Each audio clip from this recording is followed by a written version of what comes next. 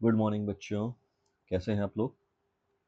और आज आपके लिए नए क्वेश्चंस लेके आए हैं हमारी most important daily current affairs 2026, जो कि आपकी परीक्षा उन्मुख महत्वपूर्ण बहुविकल्पीय प्रश्न है। और ये जून मंथ का हम आपके सामने लेकर आ रहे हैं। और आइए हम लोग शुरू करते हैं अपना करंट अफेयर्स एमसी क्लासेस।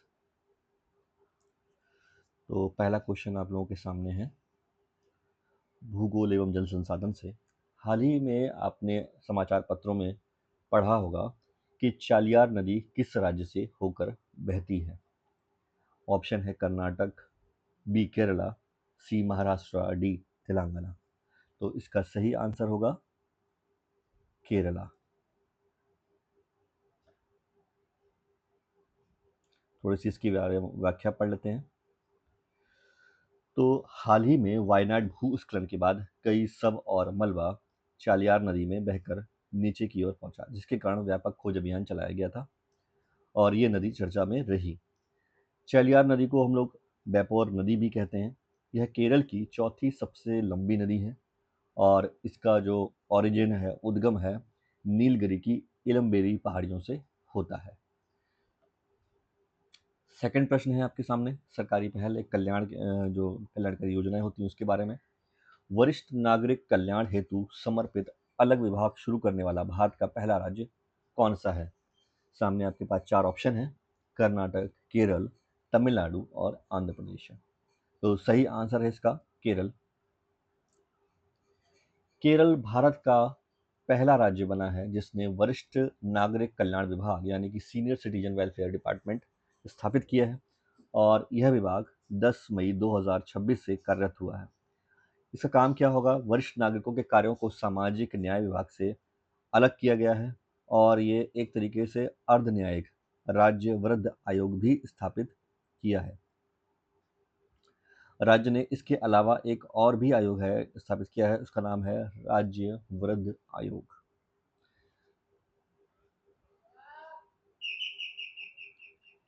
विज्ञान एवं अंतरिक्ष से संबंधित है। भारत का पहला स्वदेशी समताप मंडलीय सुपर प्रेशर बैलून कहाँ से लॉन्च किया गया है। और ऑप्शन है आपके पास आंध्र प्रदेश, कर्नाटका, केरल, तमिलनाडु। उत्तर है आंध्र प्रदेश। इसके बारे में पढ़ते हैं। Red balloon aerospace private limited ने मिशन साना के अंतर्गत भारत का पहला स्वदेशी विस्टा बैलून लॉन्च किया है और इसका प्रक्षेपण आंध्र प्रदेश के इंदिरा गांधी स्टेडियम से किया गया है। यह भारत विश्व का पांचवा ऐसा देश बन गया है जिसके पास ये क्षमता है। भारत जो है इसका ऐसा करने वाला पांचवा देश बना है। विस्टा का पूरा नाम है स्ट्रेटोस्फेरिक सुपर प्रेशर बैलून।